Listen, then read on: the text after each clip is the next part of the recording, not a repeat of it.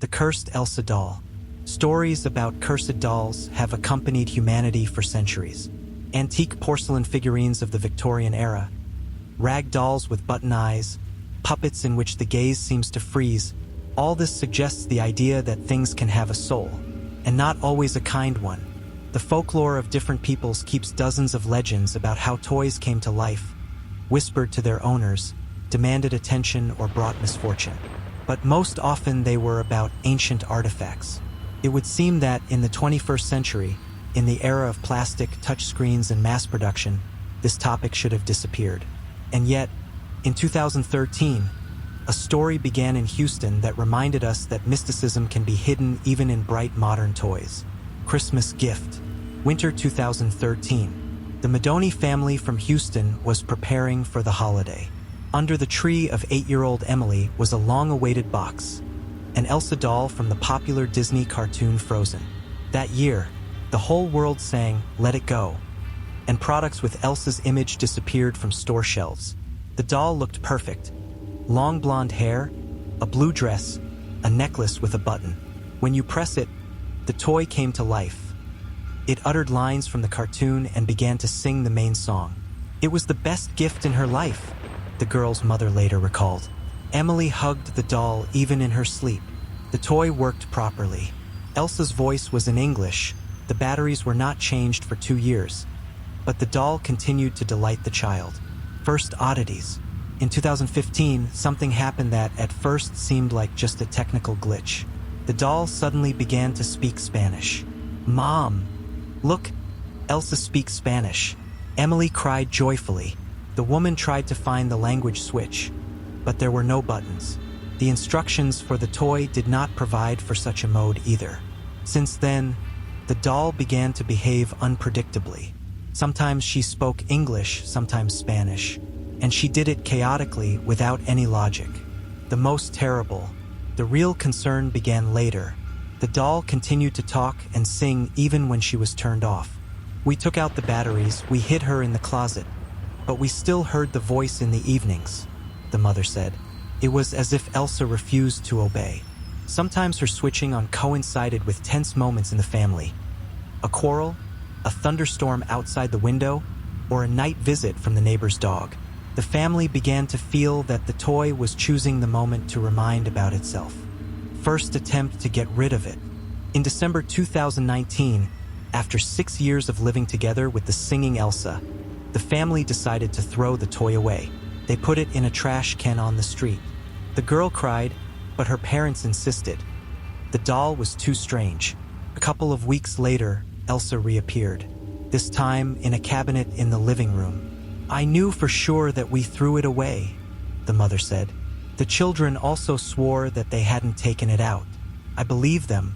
They wouldn't dig through trash cans for a toy. Repeated appearances. From that moment on, the story turned into a real nightmare. The doll was thrown out again, at the very bottom of the container.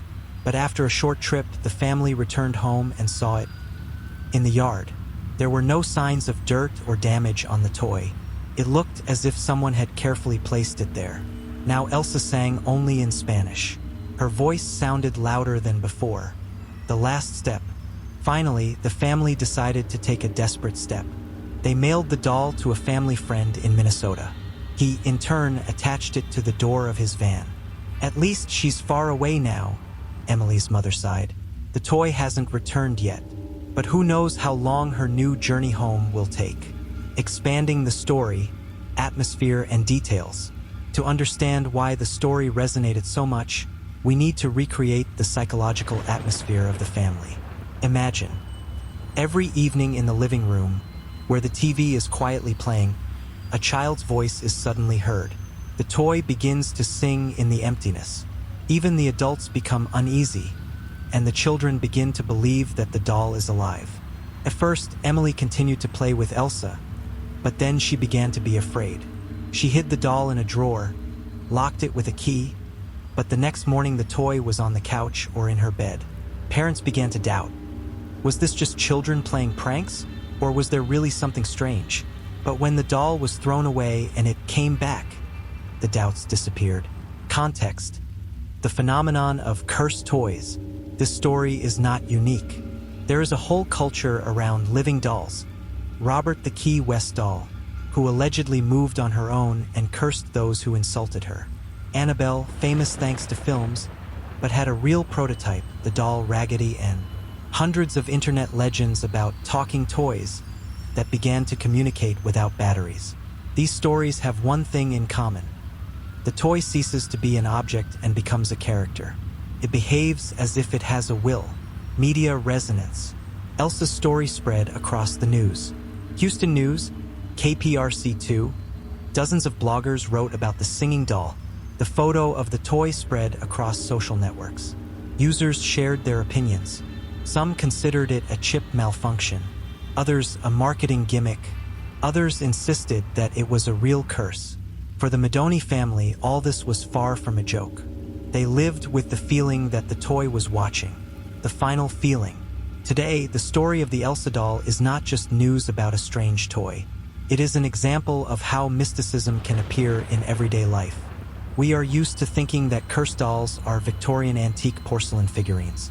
But the 21st century has shown that even a plastic toy from a cartoon can become a symbol of horror. Conclusion. The Elsa doll reminds us. Sometimes fear comes not from the past, but from the present. What we buy for children can turn into a nightmare.